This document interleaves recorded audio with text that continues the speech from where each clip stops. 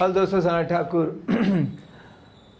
मैं आप लोगों का यहाँ पर स्वागत करता हूँ कि घर खरीदने से पहले हर एक बार क्या ध्यान रखे। अपने बारे में थोड़ा सा बता दूँ तो मैं आर्मी में मैंने सर्विस की है और उसके बाद रियल एस्टेट में लगभग 13 साल गुजारे हैं और जो मेरा अनुभव है मैं आप लोगों के साथ साझा कर रहा हूँ। ठीक है, तो घर खरीदने से पहले जो नाम होगा, घर खरीदने से पहले किन बातों का ध्यान रखें। स्पेशली ये जो बना है ये इंडिया के लिए बना हुआ है, ठीक है। तो इसमें मैं हिंदी और कुछ इंग्लिश के वर्ड ऐसे यूज़ कर सकता हूँ जो कि कॉमन हम यहाँ पर यूज़ करते हैं। तो मॉड्यूल 1 जो है होम बाइंग बेसिक्स, इंडिया में घर लेना क्यों कंफ्यूजिंग है। तो ऑब्जेक्टिव होगा कि समझना कि घर लेना इमोशनल डिसीजन है या फाइनेंशियल। तो इमोशनल है तो किसके लिए है, फाइनेंशियल है तो वो सारी बातें आप समझेंगे और ये कोर्स एंड होने तक आपके हर एक क्वेश्चन का आंसर मिल चुका होगा। एंड तक देखें, कुछ मतलब जरूरी नहीं कि सारा समझ में आ जाए, लेकिन जो भी आप यहाँ पे टाइम देंगे वो मैं गारंटी देता हूँ वर्थ लगेगा आपको। तो कौन से प्लेयर्स इन्वॉल्व होते हैं, बिल्डर्स, ब्रोकर, बैंक के जो लोन है, थोड़ा बहुत लीगल का आ जाता है उसमें एक एंगल, तो प्रॉपर्टी जो लॉयर्स वगैरह होते हैं, बाहर के साथ साथ क्या गेम खेला जाता है ये बहुत ज़रूरी समझना है। लोग बिल्डर इतना अमीर कैसे बनते हैं, कौन से आता है, आप लोगों के पैसे से ही तो बनते हैं, ये चीज़ समझो। तो कैसे क्या क्या ट्रिक यूज़ होती है वो सब आपको बताएंगे, डायरेक्ट सीक्रेट, क्योंकि मैंने हज़ारों डील क्लोज की है। मैं एक ओनर हूँ रियल एस्टेट कंपनी का, इनफैक्ट यूट्यूबर भी हूँ, वहाँ पर मैंने ट्रेनर हूँ सेल्स मार्केटिंग का। तो जो मैं यहाँ बताऊँगा शायद ही आपको दुनिया में कहीं इतनी इन डेप्थ नॉलेज मिलेगी।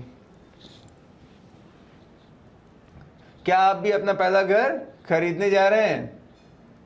ठीक है, पहला हो बाद में भी हो पर ये आपके काम का है। तो आपके मन में ये सवाल जरूर होगा, मैं सही डिसीजन ले रहा हूं या नहीं। ये एक हमेशा अपने मन में चलते रहता है और बिलीव मी ये सवाल सबके दिमाग में आता है। मैं इतने दिन से यहाँ हूँ लेकिन फिर भी मैं जब लेने जाता हूँ कोई चीज़ तो अभी भी मैं सोचता हूँ सही तो है, क्योंकि जब मैं चांस की चीज़ देखता हूँ तो कभी कभी अगर वो उल्टा पड़ गया तो बहुत खतरा भी हो जाता है। ठीक है, तो पार्ट 1 होगा कि घर लेना आपका ड्रीम है या एक स्ट्रेटजी है। तो इंडिया में घर लेना सिर्फ एक प्रॉपर्टी डील नहीं होती, ये एक इमोशनली लोडेड डिसीजन होता है। पर क्या आपने कभी सोचा है क्या ये घर इन्वेस्टमेंट है या इमोशनल सिक्योरिटी? अपने लिए लेना हो तो कंफर्ट देखेंगे, अगर इन्वेस्टमेंट के लिए लेना हो तो आरओआई की बात करेंगे, रेंटल कितना आएगा, बाद में अप्रिशिएट कितना होगा, वो सारी बातें करेंगे।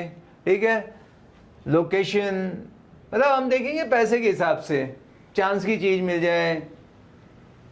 पर अगर खुद रहना है तो हम अपने कंफर्ट को पहले ध्यान देंगे, सिक्योरिटी देखेंगे, फैमिली बच्चे के एंगल से देखेंगे, गेटेड कम्युनिटी देखेंगे। ठीक है, अगर आप लोन पे घर ले रहे हो तो हर ईएमआई एक लॉन्ग टर्म रिस्पॉन्सिबिलिटी होती है। आजकल अगर आप देखोगे तो 20 साल 25 साल 80-90% का लोन दे देते हैं बैंक वाले। अब 20-25 साल हम जहाँ पे जॉब कर रहे हो कंपनी का भी भविष्य है क्या, नहीं मुश्किल है। कितनी कंपनियाँ आती हैं उतना स्पीड में चली जाती हैं, फाइनेंशियल सिक्योरिटी कहाँ है। और मैं उसके बेसिस पे आज जो है मैं इतना लोन ले लूँ, उल्टा जो टॉप पोजीशन पे हैं या जिनकी सैलरी अच्छी है उनको जल्दी कंपनियाँ फायर करती है, क्योंकि एम्प्लॉय एक कंपनी के लिए लाइबिलिटी होता है, एसेट नहीं होता है। और मैं इतना कर्जा लेके बैठ जाऊँ, कल को सब सही नहीं हुआ तो क्या रहेगा प्लान बी। अरे hi there, what should you, मेरा ये एक्टिवेट हो गया, सम वापस से आता है, हमारी आवाज़ सुन ली उसने। अगर आप लोन पे घर ले रहे हैं तो हाँ ठीक है, इसलिए दोनों एंगल से सोचना ज़रूरी है, दिल से भी दिमाग से भी है। क्योंकि इंडिया में ऐसा होता है कि जो इंसान बड़ा होता है ना उसका एक ड्रीम होता है कि मैं बड़ा होकर अपना घर लूँ जिस पे अपना नाम है ना। हम लोग रेंट से स्टार्ट करते हैं, रेंट का घर कोई बुरा नहीं होता, लेकिन एक घर तो अपना होना चाहिए। ठीक है, तो ये दिल और दिमाग दोनों का डिसीजन होना चाहिए। तो पार्ट 2 में अभी हम बिल्डर, ब्रोकर और बैंक का एंगल समझेंगे। ये 3 लोग हैं जो आपके साथ ज़्यादा काम करने वाले हैं आगे। तो अब थोड़ा रियलिटी चेक करते हैं।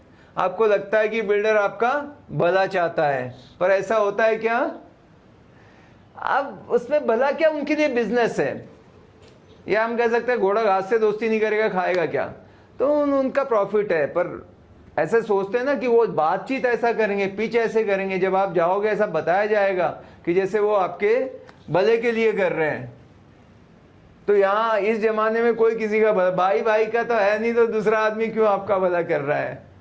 थोड़ा समझ जाना है, ठीक है। और आपको लगता है कि बिल्डर क्या है, आपका भला चाहता है, और ब्रोकर आपका भाई है, बैंक आपको तोहफा दे रहा है ना, कि ये सब हमारे को हेल्प करने के लिए है। बैंक का अगर बात आ गया तो बताऊं, बैंक से अगर आप लोन लेते भी हो तो जैसे मैं ब्रोकर रहा हूँ, मैं सारे सीक्रेट, जो डार्क सीक्रेट है ना, वो आपको बीच बीच में बोलते रहूँगा। तो वहाँ पे कट मिलता है, आपको पता है। समझो आपने 1 करोड़ का लोन लिया, मैं उसका DSA हूँ, ठीक है। तो अगर मैं उसको रिकमेंडेशन दे रहा हूँ तो मुझे 40 से लेके 80,000 तक रुपए मिलते हैं, 0.4% to 0.8%, समटाइम्स लाइक 1% तक, अप टू 1%। यहाँ पे आप लोन के लिए प्रोसेसिंग फीस देते हो, दुनिया भर के चार्जेस और रहते हैं। अगर आप इस बात को जान जाओगे, 100 में से 100 बार आप सीधा सीधा इतना पैसे तो इमीडिएटली बचा लोगे। आप जो भी बैंक है, बैंक वाले को आप बोलो अरे वो मेरा दोस्त है, भाई है, मैनेजर पहचान का है, अरे वो अपनी जगह है, सब बिजनेस कर रहे हैं, आप उससे पूछो तो। और मैं हमेशा एक बताता हूँ कि टॉक टू 2-3 पर्सन। एक ही बैंक देख लिया नहीं, SBI देख लिया नहीं, SBI देख लो, ICICI देख लो, HDFC देख लो, कंपटीशन इज ऑलवेज बेटर। जो अच्छा दे रहा है, उनके जो भी हिडन चार्जेस हैं क्या है पूरा समझ लो, उसको फाइल दो, ठीक है। यहाँ पे हर एक बैंक आपको ऑफर करता है ये, तो आपका फायदा हो गया। बट कितना भी लोगे, 20, 40, 50 हजार का तो हो जाएगा, आपको दे रहा है तो नहीं। ये कोई किसी पे एहसान नहीं करता, सब अपने अपने मतलब की दुनिया है, बोलते ना, हर कोई सेल्फिश है, सेल्फ सेंटर्ड, अपने काम के लिए सब आते हैं। बिल्डर चाहता है कि आप जल्दी बुकिंग करो, चाहे काम पूरा हो या नहीं, उनको आप लोग जानते ही हो, बस आपके जब तक पैसे जेब से, वो ब्लूटूथ लगा के रखा है, वहाँ का पैसा यहाँ आ जाए, एक बार बुकिंग हो जाए, एक बार ये हो जाए, तुरंत चेंजेस आ जाते हैं। फिर उनका एकदम खाली डिमांड नोट भेजते रहते हैं कि अभी ये पेमेंट है, ये स्लैब हो गया। स्लैब रियल में और जो बैंक से मांगते हैं उसमें बहुत फ़र्क रहता है। ये सारी बातें हम कवर करते रहेंगे, ठीक है। तो उसको काम पूरा करे नहीं करे, मेन है कि पैसा पूरा आना चाहिए। ब्रोकर सिर्फ अपना कमीशन देख रहा होता है, इसमें कोई है ही नहीं, कोई सोशल वर्क के लिए नहीं है यहाँ पे। पर वो इतना पॉलिश हो चुके हैं, ऐसे बात करेंगे, ऐसे फ्रेंडशिप दिखाएंगे, ऐसे आपके साथ करेंगे कि जैसे कि अरे बड़ा हितैषी है वो, तो है ना। पर आपको समझना है कि कोई ज्यादा मेहरबान हो रहा है तो ज्यादा डाउट करना है। तो कोई भाई भाई नहीं है, मतलब अपना कमीशन पे नजर है उसको। बैंक आपको लोन देकर इंटरेस्ट कमाता है, ना कि आपका सपना पूरा करता है। पता है शुरू में जब मुझे बैंक लोन मिल गया, 2000 की बात है, तब इतना नहीं, HDFC ने एक चालू किया था, तो मैं इतना खुश हुआ कि पता नहीं कि उसने मेरे पे एहसान कर दिया लोन देके, ऐसा लगता है। पर वो जितना इंटरेस्ट, आप बैंक में पैसे रखते तो आपको कितना रिटर्न मिलता है पता है, और जब आप लोन लेने जा रहे हो तो कितना लगाते हैं, इसे समझ जाओ सारी कहानी। ये जो इतने एम्प्लॉय उनके रहते हैं जो काम करते हैं, उनका सैलरी आपके इंटरेस्ट जो आप EMI भरते हो ना, उसी में से निकलता है। तो बॉटम लाइन क्या है, बायर अकेला होता है और इसी को उसका गोल है आपको स्ट्रांग बनाना। 3 लोग हैं, आप अकेले हो, तो 3 लोग के हिसाब से आपको थोड़ा सा चैलेंज आते हैं, पर अभी आपको ऐसा स्ट्रांग बना देंगे कि आप जो है सही डिसीजन ले पाएंगे। अभी ऐसे नहीं कि सब जगह गलत ही है, घर खरीदना ही छोड़ दो, पर एक ना जानकार ग्राहक बनोगे तो फायदे में रहोगे। और इतना बड़ा टिकट साइज है, ये कोई छोटा मोटा गाजर मूली नहीं है।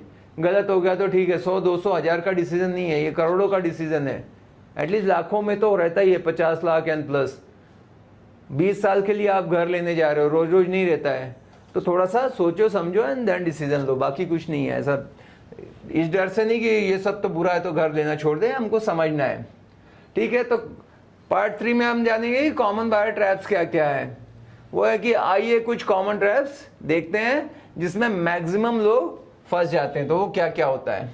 पहला, इमोशनल बाइंग। मम्मी को पसंद आया तो बुकिंग कर लिया। घर आप जब भी लेते हो, या मैं भी लेता हूं, या कोई भी लेता है, तो लॉजिक से ज्यादा इमोशनल डिसीजन होता है।